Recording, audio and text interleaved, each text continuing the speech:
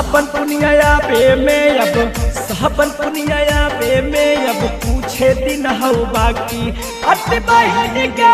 भाई बाके के बनत राखी अति बहन के भाई बाके के बनत राखी। तू तो हाही छोटू घरवा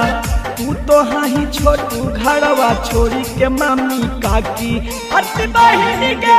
भाई बाके बनत के राखी अति बहन के भाई बाके बनत के राखी।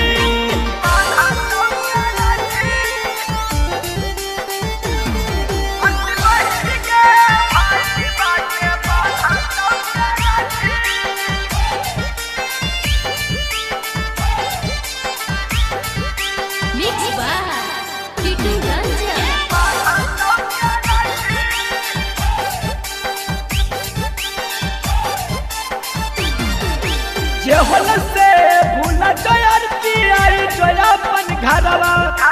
बंधव रखिया बानल रहता भाई बहन के प्यारावा जेहल से भूला जयरती आई जोयापन घरवा बंधव रखिया बानल रहता भाई बहन के प्यारावा। कटहु दिनवा रतिया कटहु दिनवा रतिया रहिया ताकी ताकी अति बहन के भाई बाके बनत के राखी अति बहन के भाई बाके बनत के राखी।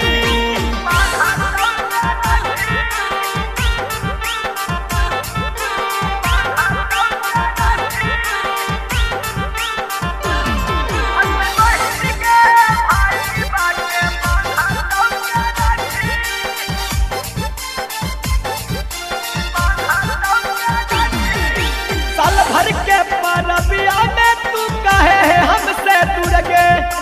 पूछा हो सोनू भूलन छोटका भाई के कहा कसूर गे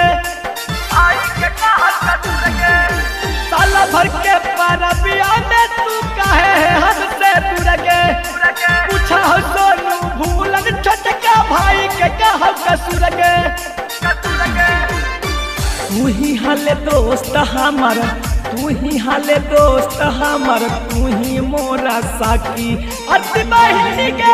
भाई बाके बनत के राखी अति बहन के